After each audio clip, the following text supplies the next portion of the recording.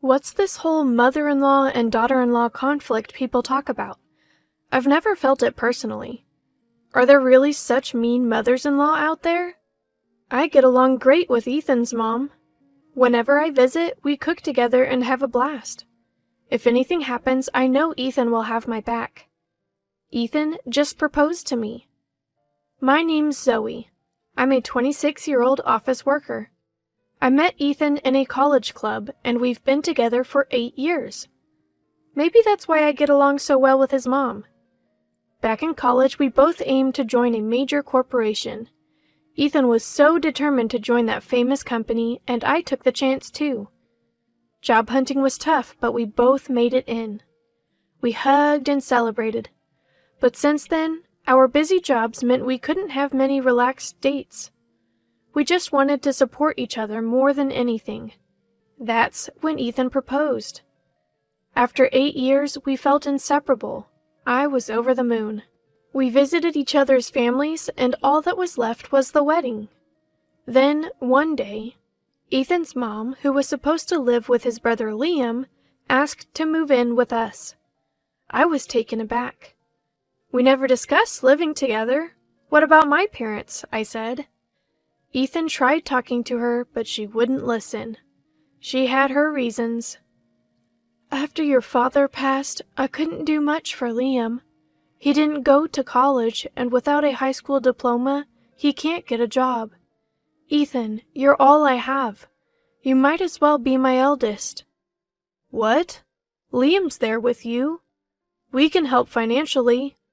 I want to live with both Ethan and Zoe. Families support each other. I love you, Zoe. Mother-in-law, but... After discussing, we agreed to live with her until Liam got married. After the wedding, we moved in.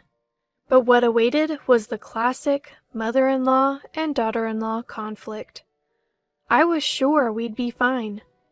The next morning, I woke up at 5 a.m. to find her already making breakfast. I rushed to the kitchen. Good morning. I'm sorry I'm late. Let me help. You sleep in so late. I've already made breakfast and Ethan's sandwich. Women should wake up early and handle the house. What kind of upbringing did you have? Her words stung. I was shocked. What should I do? I was surprised from the first day. I was in a state of panic, not knowing what to do. What should I do in times like this? My mind went blank, and I said, Mother-in-law, I'm sorry, what should I do? You need instructions for everything? And you work at such a big company? Maybe you got in by luck and were about to be fired. That's why you rushed to marry Ethan. That's not true. We wanted kids, and I wanted to make things easier for you. Easier? I woke up early because there's one more person, and you're still sleeping. It's more work. I'm sorry. I don't like you. Don't defy me. Got it? What? Defy me, and you'll get a divorce. That's it. I faced the classic conflict I never expected. Every day was filled with her taunts and sarcasm. The dream life I had envisioned vanished before my eyes. I was exhausted, constantly trying to keep Ethan's mom in good spirits. We'd only been married for 3 months. I wanted to talk to Ethan about it, but he was always too tired from work and fell asleep immediately. I thought I'd have a chance when he got home. One day, as Ethan was changing in the bedroom, I brought up the mother-in-law issue. But Ethan dismissed it. Come on, Zoe, you're probably just misunderstanding. There's no way my mom would act like that with you. Anyways, I'm starving. Let's eat. I shouldn't have been surprised.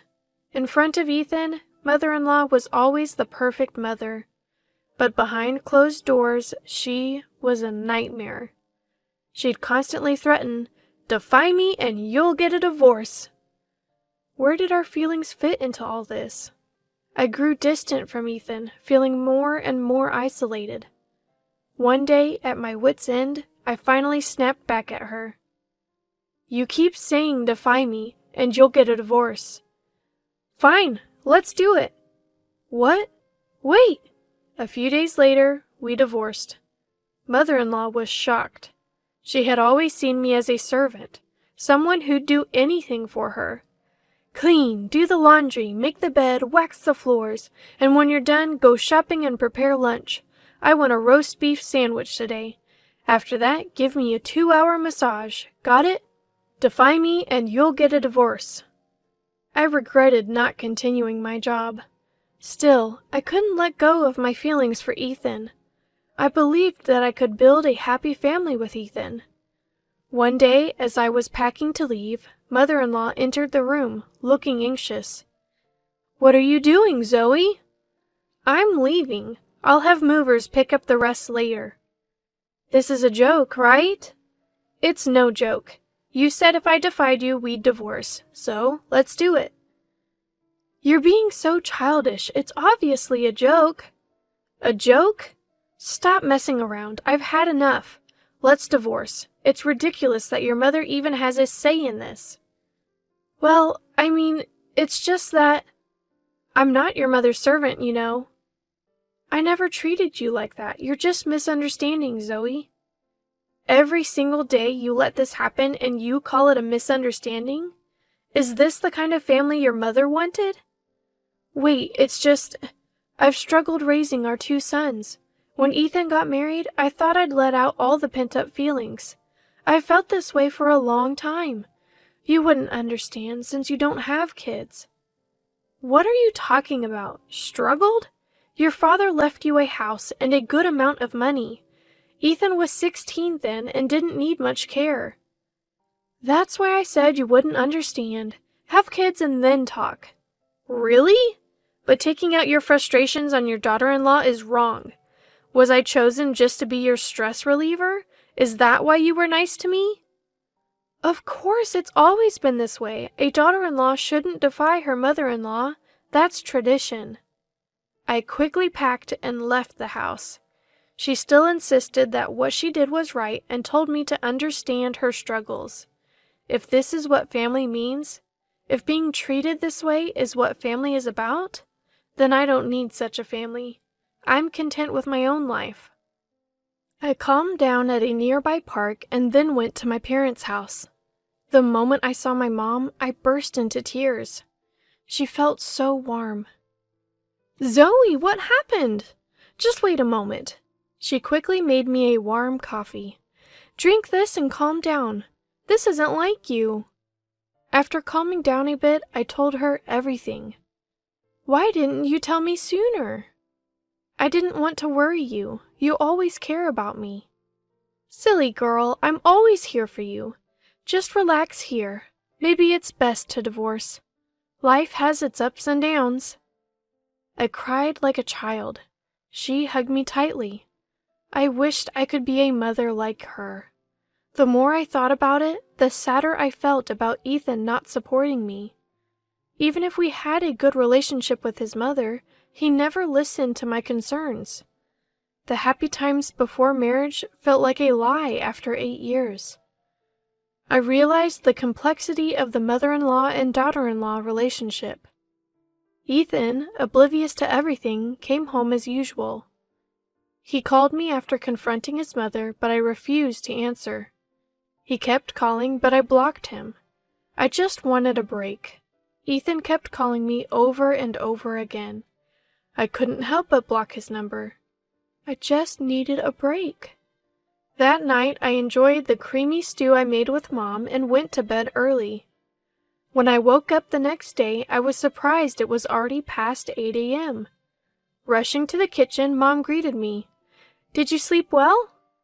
"I slept like a log. It's been a while since I had such a good sleep." "Zoe, how about we go to a pottery class today?" "A pottery class? Today?"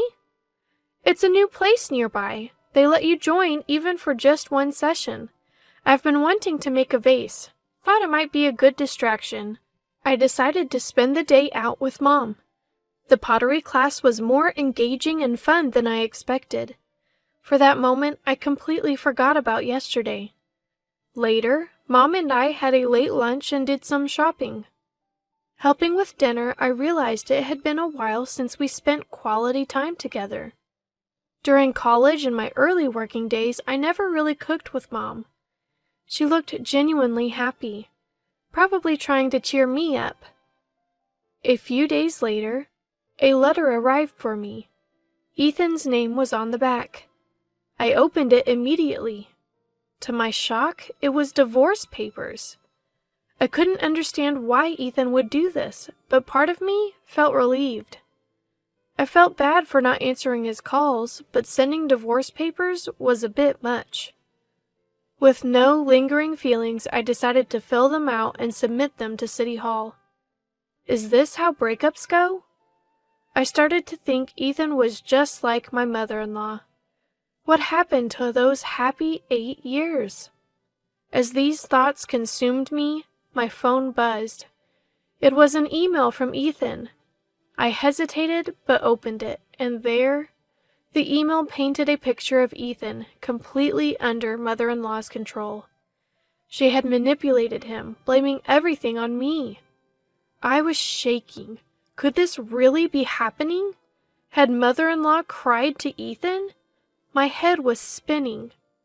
Ethan's message. I always believed in us. It hurts to be betrayed like this. Left me conflicted. It was clear mother-in-law was behind this, but my feelings remained unchanged. The realization of mother-in-law's true nature was terrifying. Regardless, I decided to submit the divorce papers the next day. The next morning, I went to the city hall and had the papers processed. Surprisingly, I felt a weight lifted off my shoulders.